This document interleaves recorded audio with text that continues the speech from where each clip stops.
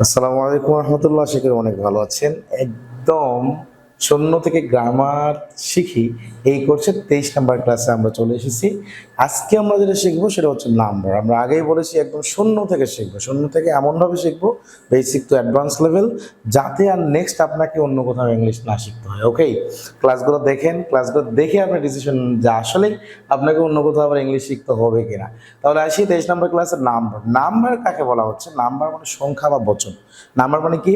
সংখ্যা অবলিক বচন। এখন আসি যে কোনো ব্যক্তি বা বস্তু বা প্রাণী, কোনো ব্যক্তি বস্তু বা প্রাণী এই যেগুলো আছে যেগুলোকে গণনা করা যায়, যে সংখ্যা গণনা করে সংখ্যা নির্ণয় করা যায়, এই যে নির্ণয়কেই এটাকেই বলা হয় কি? বচন বা নাম্বার। ক্লিয়ার? যেমন বলা হয়, যেমন এটা একটা পেন। আচ্ছা, এটাকে বলা যাচ্ছে কয়টা পেন? একটা পেন, জাস্ট পেন। এখন যদি অনেকগুলা কলমের কথা বলি তাহলে সেটা কি হয়ে যাবে? প্লুরাল হয়ে যাবে, পেন্স। তাহলে এখন নাম্বার আমরা চলে আসি কাইন্ড অফ নাম্বারস। এই কাইন্ড অফ নাম্বারসের মধ্যে হচ্ছে ইংরেজিতে নাম্বার দুই ধরনের। কয় ধরনের? দুই ধরনের। একটা হচ্ছে সিঙ্গুলার নাম্বার, এক বচন, আর একটা হচ্ছে প্লুরাল নাম্বার। তাহলে একটা কলম বুঝেছি তার মানে সিঙ্গুলার, অনেকগুলো কলম বলবো তার মানে প্লুরাল। একটা মোবাইল বলেছি তার মানে সিঙ্গুলার, অনেকগুলো মোবাইল বলবো তার মানে প্লুরাল। একের অধিক বললেই তাহলে সিঙ্গুলার, যা দ্বারা একটি মাত্র বিষয়বস্তু, ব্যক্তি, স্থান, ধারণা ইত্যাদি বোঝায় তাকে বলা হয় কি? বলা হয় সিঙ্গুলার বলা হয়। ফর এক্সাম্পল, যেমন ফ্যান, ফ্যান একটা বোঝাচ্ছি, ঢাকা একটা স্থানের নাম বোঝাচ্ছি, প্রবলেম একটা সমস্যা বলছি, ল্যাপটপ একটা ল্যাপটপের কথা বলছি, সান মন এগুলো একটার কথা বলেছি। সুতরাং এগুলো হচ্ছে সিঙ্গুলার নাম্বার। আরেকটা হচ্ছে প্লুরাল, তার যা দ্বারা দুই বা ততোধিক, this A more than one, একের অধিক বোঝায়, বিষয়বস্তু, স্থান, ধারণাকে বোঝায়, তাকে বলা হয় কি? আপনার প্লুরাল নাম্বার। ক্লিয়ার? যেমন পেন একটা ছিল সিঙ্গুলার, এখন হয়েছে পেন্স। প্রবলেম একটা ছিল সিঙ্গুলার, এখন হয়েছে প্রবলেমস, তার মানে প্লুরাল হয়ে গেছে। গার্ল একটা ছিল, এখন হচ্ছে গার্লস, মানে প্লুরাল। পিকচার একটা ছিল, পিকচার্স। ল্যাপটপ একটা ছিল, ল্যাপটপস, ল্যাপটপস। তাহলে এইটা যেটা আছে সেগুলো হচ্ছে প্লুরাল। এখন একটা নোটের মধ্যে আমরা দিয়েছি, সেটা হচ্ছে এখন নাউন যদি সিঙ্গুলার হয় তাহলে ভার্ব হবে সিঙ্গুলার। ভার্বের ক্লাসগুলো একটু শুরুতে করে আসবেন, কোনটা সিঙ্গুলার ভার্ব কোনটা প্লুরাল ভার্ব, এগুলো জিনিসগুলো আমরা দেখেছি। ক্লিয়ার কিনা? ওকে, তাহলে আসছি। আর নাউন প্লুরাল হলে ভার্ব হবে কি? প্লুরাল। ঠিক আছে, ভার্বের আলোচনাগুলো একটু দেখে আসবেন। ওকে, সো নাউনকে এখন আমাদের পড়তে হবে কি, জানতে হবে কি? আমাদের জানতে হবে কোনগুলো নাউন সিঙ্গুলার এবং সেগুলোকে প্লুরাল কিভাবে করা যায়, বা সিঙ্গুলার প্লুরালগুলো একটা নাউনের সিঙ্গুলার প্লুরাল আপনাকে জানতে হবে। এটা না জানলে আপনি সাবজেক্ট ভার্ব এগ্রিমেন্ট বুঝবেন না। সহজ কথা, সাবজেক্ট ভার্ব এগ্রিমেন্ট যদি না বোঝেন, ইংলিশের মগজ বুঝছেন না, সেন্টেন্স বানাতে পারছেন না। কারণ কোন সাবজেক্ট আসলে এরপরে কোন ভার্ব বসবে এটা যদি আপনি না বোঝেন, ভাই আপনি কেমনে সেন্টেন্স বানাবেন? একটু আমার বোঝান। আচ্ছা, চলে আসি। তাহলে এই সিঙ্গুলার থেকে প্লুরাল করার অনেকগুলো নিয়ম আছে। এখানে আমি 9টা নিয়ম নিয়ে আলোচনা করব। ব্যতিক্রম যেগুলো আছে সেগুলো ভিন্ন একটা ক্লাস আলোচনা করব। এখন দেখি যে আমরা মনে করি শুধু এস যুক্ত করে সিঙ্গুলার থেকে প্লুরাল করা হয় অ্যাজ ইউজুয়াল, যেমন পেন পেন্স, বয় বয়স, গার্ল গার্লস, ওকে, ল্যাপটপ ল্যাপটপস। কিন্তু আসলে বিষয়টা এমন না। সিঙ্গুলার থেকে প্লুরাল করার অনেকগুলো নিয়ম আছে। যেমন শুধু এস যুক্ত করে সিঙ্গুলার থেকে প্লুরাল করতে হয়, ইএস যুক্ত করে, কখনো ভিএস, কখনো বাহাইলের পরিবর্তন, কখনো ইএন যুক্ত করে নাউনের শেষে, কখনো হাইপেন যুক্ত যেগুলো আছে, হাইপেনের রুট ওয়ার্ড যেটা আছে সেটাকে পরিবর্তন কোথায়, কখনো হাইপেনের আগে পিছে দুইটাই পরিবর্তন করেই বা এস বা এস যুক্ত করে সেটা কি করতে হয়, প্লুরাল করতে হয়। যেমন আবার কখনো ফুল থাকলে, ফুল থাকলে আমরা অ্যাডজেক্টিভ জানি, কিন্তু কিছু নাউন আছে যেগুলো ফুল যুক্ত নাউন, এইগুলোর শেষে শুধু এস যুক্ত করে অ্যাডজেক্টিভ করতে হয়। আবার ইংরেজি বর্ণ বা সংখ্যা বা অ্যাব্রিভিয়েশন এইগুলো যদি প্লুরাল আমরা করতে চাই, কিভাবে প্লুরাল করবো সেগুলো আমরা আজকে শিখবো। যেমন হলো এক, কিন্তু বলা হলো অনেকগুলো এক।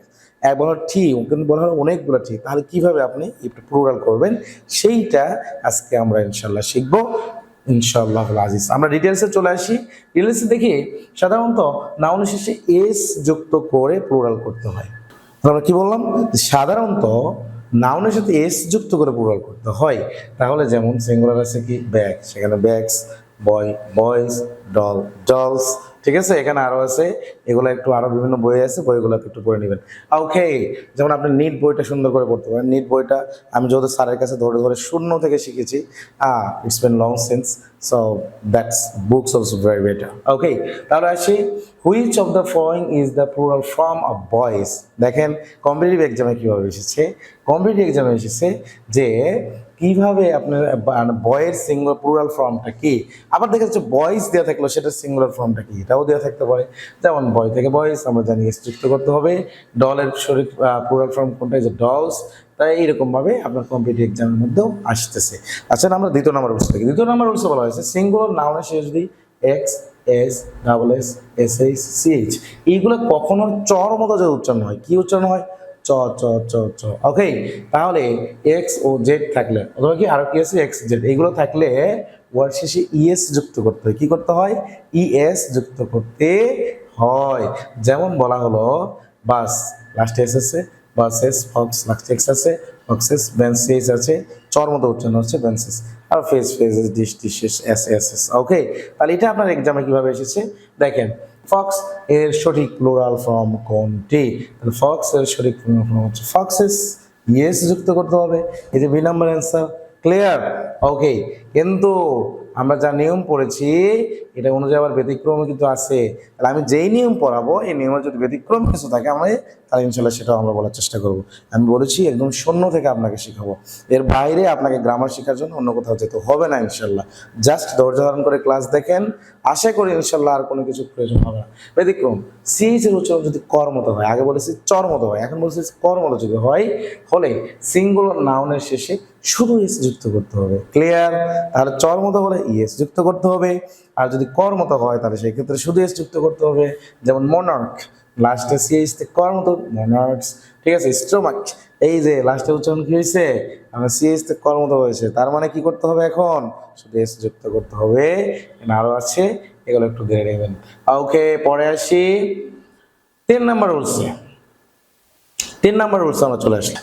3 নাম্বার রুলসে আমরা চলে আসি। 3 নাম্বার রুলসে বলা হয়েছে যে সিঙ্গুলার নাউন শেষে যদি এফ থাকে, এফই থাকে, তাহলে এটাকে প্লুরাল করার সময় এফ বাই এফই এর স্থলে ভি দেবো, আমরা কি দেবো, ভি, এবং তারপর একটা ইএস যুক্ত করে কি করতে হবে, আপনার প্লুরাল করতে হবে। ঠিক আছে, যেমন লিফ, এটা এফ হবে, লিফ থেকে লিভস, হাফ থেকে হাফস, থিফ থেকে থিপস। ক্লিয়ার? তবে ব্যতিক্রম এখানে আছে, যেমন ব্যতিক্রমটা হচ্ছে যে ওয়াইল্ড লাইফ লাস্টে এফই থাকলেও আনকাউন্টেবল নাউন, তাহলে যার কারণে এটা প্লুরাল করা যাবে না। ক্লিয়ার? তাহলে এখানে কিছু আছে, এগুলো একটু স্ক্রিনশট দিন, পরে পড়ে নেবেন অথবা মুখস্থ করে নিতে হবে। আচ্ছা, প্লুরাল ফর্ম থিফ, থিফের প্লুরাল ফর্ম কি, এফ আছে, লাস্টে এফ আছে, বি দ্বারা পরিবর্তন করে ইএস থিপস, থিপস, থিপস, থিপস, থিপস, থিপস। ঠিক আছে, নাইফ, লাস্টে এফ আছে, knife, knife, knife, knife, knifes, C. Okay, তাহলে আসি ওলস থেকে, যেমন ওলস থেকে, ওলস থেকে, ওলস থেকে ওলস। তারপরে আসি কাফ থেকে, কাফ থেকে কাফস।